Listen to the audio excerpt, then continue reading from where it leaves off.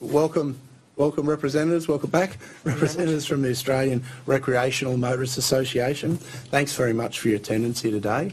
I will ask you to make a brief opening statement, and just to assist Hansard and anyone watching on the broadcast, if you could just say your name before you start. Thanks, Miles. Certainly. Good morning. My name is Miles Brennan. I'm the President of the Australian Recreational Motorists Association, and I'd like to thank the Transport and Resources Committee for allowing us to provide evidence in today's inquiry. 9 years ago, the Queensland recreational motoring community tried to change vehicle modification standards with Queensland e-petition 1975. Unfortunately, the petition was unsuccessful, which led to 9 years of engagement with TMR bureaucrats, lobbying ministers and political parties to get these and other modification issues addressed. We all remember the fallout from Operation Lift. Firstly, I'd like to correct the testimony from TMR on the 2nd of March. It was stated that four-wheel drive vehicles were allowed to lift their suspension up to 125mm in height. This is not correct. Okay. I'm also concerned that TMR briefing failed to mention the federal second stage manufacturing process during their testimony regarding the fact that vehicle modifications can be undertaken against any brand new vehicle prior to registration, and the testing and certification is undertaken using the federal government's Australian design rules. Just like any brand new vehicle sold to the Australian marketplace, any new modifications continue to be certified against the federal standards. However, the exact same type of modification on the exact same type of vehicle may be banned and classed illegal under Queensland government regulations, and the only difference is whether a vehicle is modified pre-registration or post-registration when the modification is certified. We requested vehicle accident statistics for modified vehicles through a series of RTI, and both Queensland Police Service and Department of TMR do not have any factual statistics relating to vehicle accidents for vehicles or for modified vehicles and whether they were any more dangerous on the road than vehicles which have not been modified. We believe TMR are purposely controlling the information and the narrative being presented, and they are not willing to make any changes to vehicle modification standards for the benefit of the four-wheel drive motoring community without ministerial intervention. Thank you. Okay, thank you very much. And we'll go to my left if there's any questions to kick off it. No? Okay, looks like I'm up. I'm pretty well versed in the modification things, and yes, I do sympathise with those. I just wanted to ask about remote immobilisation, because in your submission you did put in, just if you could give an overview of your thoughts on, the police have said to us that they're not keen on actually remote, and the previous submitters that we just had in there, immobilising a vehicle that's in motion without line of sight and everything like that. Just if your thoughts on that, Miles? Yeah, we put a fairly extensive detail in there. My background, I did 21 years in the Australian Army in communications, and I also work at the moment in cyber security. You have some significant issues with remote immobilisation, which we covered in the submission. There's going to be a significant amount of cyber security requirements around a Internet of Things, of communications and GPS monitoring for vehicles, an Internet of Things of autonomous vehicle connectivity. You're going to put in a system that's going to lock the telecommunication systems into certain technologies that won't be able to advance, because you're going to put systems into a car that's a 4G or a 3G, and we're going to have to maintain backwards compatibility with that technology in order to remain compliant with 20-year-old vehicles. The other thing is that it's going to be a relatively easy activity for a vehicle thief to take a $20 GPS jammer off eBay and jam the electronic signal for the GPS of that vehicle, and a few more dollars to buy a signal jammer that jams 2G, 3G, 4G communication signals to a vehicle. So you're not going to be able to, track it effectively if you get the next level of smart thieves. If we put smarter technology in, you're going to get smarter thieves. And unfortunately, with electromagnetic radiation, it's just physics. You cannot legislate a change in physics. Yes, so just to clarify, you're saying that the devices such as we've just spoken about previously can all be jammed with a simple purchase, and that purchasing that device is currently not illegal in Australia or Queensland. Correct. Right. And even if it was, you could still buy it straight from the estates. Yeah, sure, but possession could become a crime in itself. Yeah. But if someone's going to steal a vehicle, they're not going to worry about the consequences of a legal device. So the keypad one that was localised, then, you need your keys and a keypad or whatever that device used, be a keypad or something else, would be more secure than a remote. I didn't see the submission on that one, but my understanding is that will be a device that someone puts the pin in to unlock it when you leave the vehicle. It's just another layer of multi-factor that, someone has the key to that vehicle when they leave. But at the end of the day, you still need to have your GPS and you still need to have your communication signal between, the police or the vehicle control station to the vehicle. If you can disrupt that, Well, this one was a localised one, so that it's just another. So your key wouldn't complete the circuit to start the vehicle without the keypad going in as well. So a second stage manufacturer for a second stage authentication for a vehicle. Yeah. I was unaware of that one. Yeah. So just going back, is there any questions? I have one, but you go sure. first. No, you go. Guys, I'm going back to operation. So I'm very interested in insurance, and because the insurance companies have all these actuaries that value risk, and so for me, we're not trying to burden people with additional costs. So I'm looking at reduction in insurance. So whether it be if there are modifications done to a vehicle, how's that affecting people's insurance? And also, from an immobilisation point of view, are you aware of people who have first or second stage immobilisation on their vehicle in terms of either it's physical or it's done through the cloud? Are you aware of that affecting insurance policies through Shannon's or anybody else? No. Matthew Cook, Spear Engineering.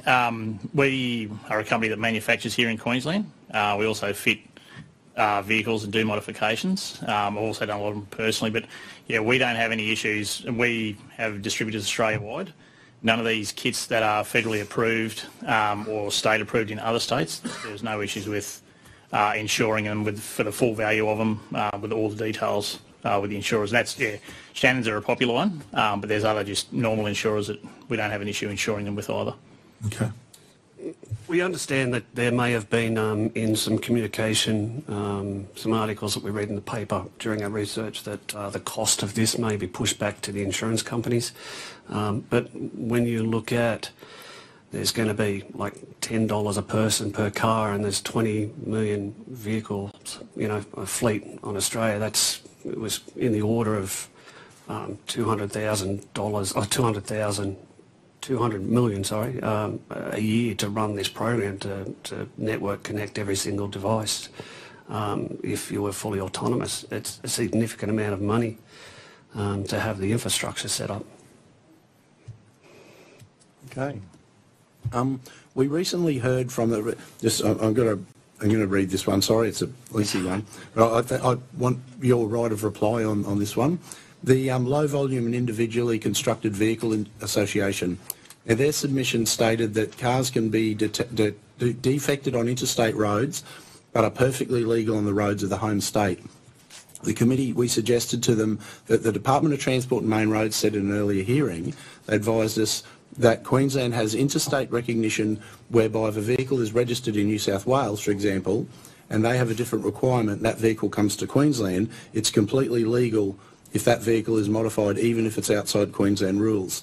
So the low volume industry suggested that you'd be more across this issue, and I would really appreciate your response. I did actually have a correction to TMR's, or more of a clarification on that point, but I took it out for time. Yeah. The point that we want to clarify is there's two different items there. Let's talk about enforcement. Yeah. And then there's the standards that TMR do. So if a vehicle comes from another state and it's legally engineered and certified in that other state, the Australian Constitution is supposed to allow people to travel between states without, because they're legal in one state, why should they be illegal in the other state? So enforcement through QPS should allow that vehicle to come through. We have seen examples where they have been pulled over and defected by Queensland legislation. or Queensland standards, but the Minister did put some correspondence out to sort of debunk that about a year or two ago, which was good. But when it comes to, so that's more recognising that the vehicle is safe and certified in its own state. It should travel in a state. But when it comes to mutual recognition of modifications, we don't have that at the standards and regulations. So, for example, perfect example here, I have a friend, Abdul, who found a vehicle that was registered in South Australia with 6 inches worth of lift and 37-inch tyres. The vehicle was completely safe in return and legal in regards to South Australian regulations. But when they inquired about getting the vehicle transferred, selling and purchasing the vehicle and transferring it to South Australia, they would have to take all the modifications off because Queensland doesn't accept the modifications or the certifications from South Australia. So I'd like to present that as evidence. Thanks. If we sorry, can you leave just to table that document? Leave granted. Yeah, yes, okay. just to clarify, so you're saying that if the car was registered in South Australia, it can drive on Queensland roads? Correct. But they can't purchase the car and transfer it because it doesn't meet Australian compliance, yeah? Doesn't meet Queensland compliance. Compliance, yeah. If it met Australian Queensland compliance, yeah. So a person from South Australia can register that vehicle in South Australia, drive it up to Cape York, have fun, go home, but they can't sell the car to anybody in Queensland because it can't be registered in Queensland. No, because if it's outside the limits of the Queensland regulations, no, you can't do it. This has been the bone of contention. Sorry, Absolutely. for those who've not previously been on the committee, the ARMA, that we do heavy vehicle national law and make sure that we have that across the states that are involved, and Northern Territory and Western Australia aren't. But for light vehicle, we don't, and that's been the bone of contention. And we have so many people that want vehicle modifications and stuff for their community. And Superior Engineering, through Matt, they have so many things that are being held back that they can't trade in a state. Yeah, we export and we have distributors around the country, and we sell, and our distributors interstate are doing 10 times the amount of business that our distributors in Queensland are because of the restrictions that Queensland have. And a lot of it is to do with the second stage manufacturer and Queensland not recognising a model registered car. So to give you an example, you can have 2 vehicles. They can come in, they can be bought from the Toyota dealer the same day. They can come to our workshop. That one can get a federally approved lift if it's not registered, with a 4-inch lift, 35-inch tyres, all engineered, all tested. That one that has a Queensland registered number plate on it can't get the same kit. That can drive around for the rest of its life legal. If that kit gets fitted because it's got a Queensland number plate on it, that's illegal. So this is pre and post? Yeah, pre and post rego. So, and the issue is other states will allow post rego because of the federal approval. Queensland don't. So and it's not also we manufacture, but we supply and then we fit. It's that sort of chain that can create employment. But our stockists, independent distributors in other states, are literally doing 10 times the amount of the Queensland distributors because they're allowed to do that. TMR are fully aware that there's a federal process for this, and they won't accept the modifications. And they're not. That's the thing. They're not unsafe. We spend hundreds of thousands of dollars doing R&D and engineering and test tracks and reports. We're disappointed that they haven't presented this information to you as a committee that's looking at vehicle modification standards. Mr. Chair, could I just clarify something? I've got a question after you. Yes. Just correct me if I'm wrong here from the explanation you've just given me. If I go down to my Toyota dealership, for an example, and instruct them that this is what I want before a vehicle is registered in Queensland, and if that is done and then we register it, it's fine.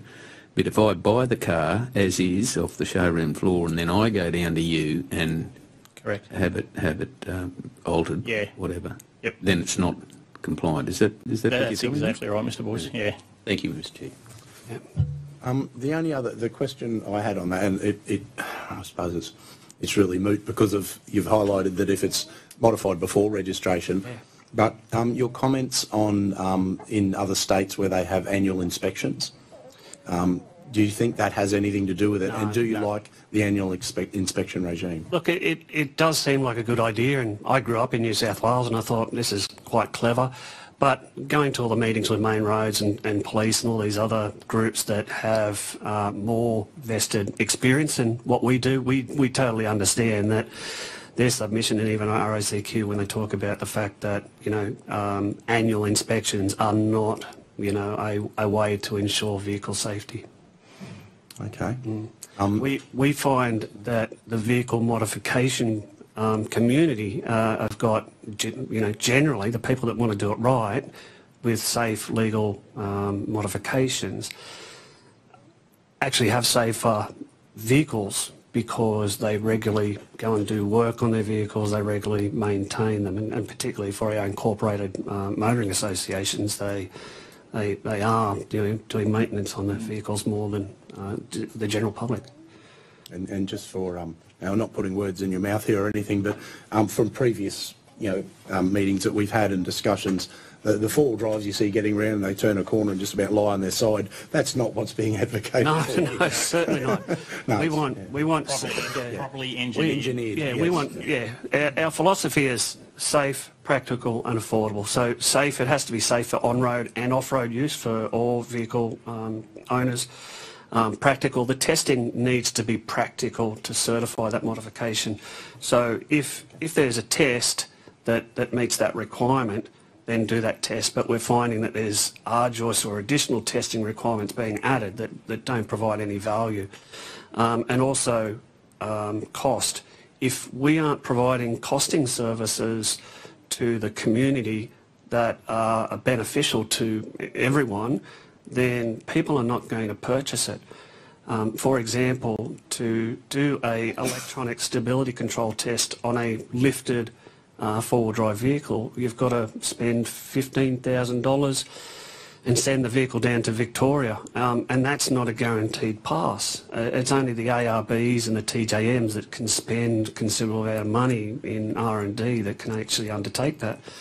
But if we're expecting every person, you know, to do that, they're just going to bypass it. They don't have that, and they're buying the cheap Chinese eBay suspension kits.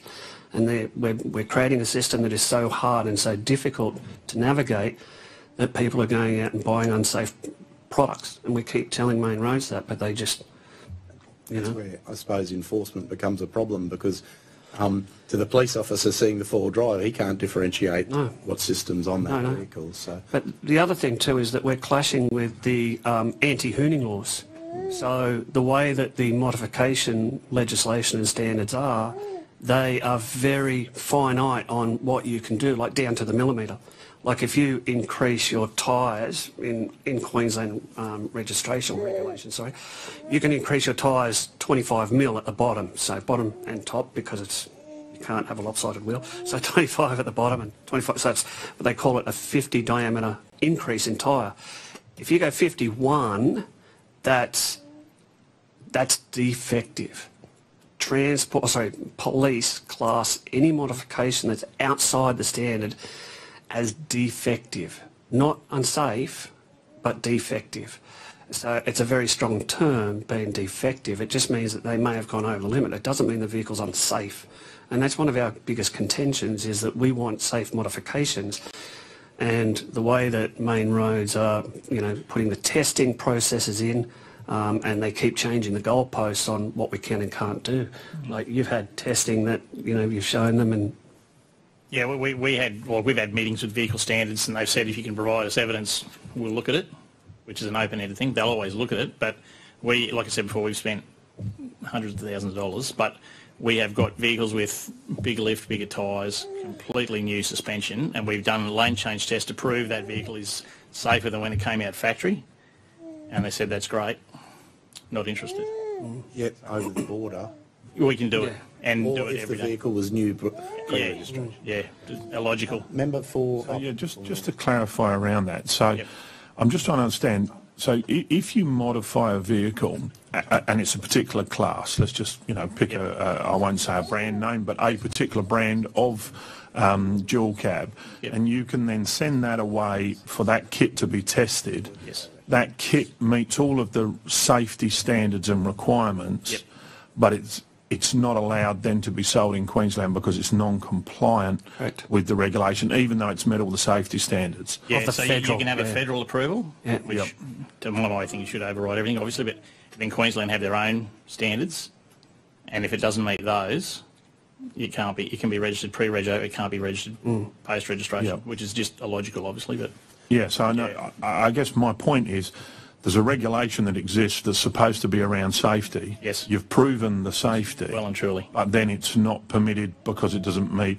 an arbitrary regulation that obviously is not related to safety, because if not, it wouldn't have passed in the first place. Yeah, that's effectively what you're saying, yeah? This is a bureaucratic issue down at Main Roads. And is there any other states that have the same issue? Yeah, definitely, yeah. So... there is a misalignment between... Yeah, they're all misaligned. So they've all got different...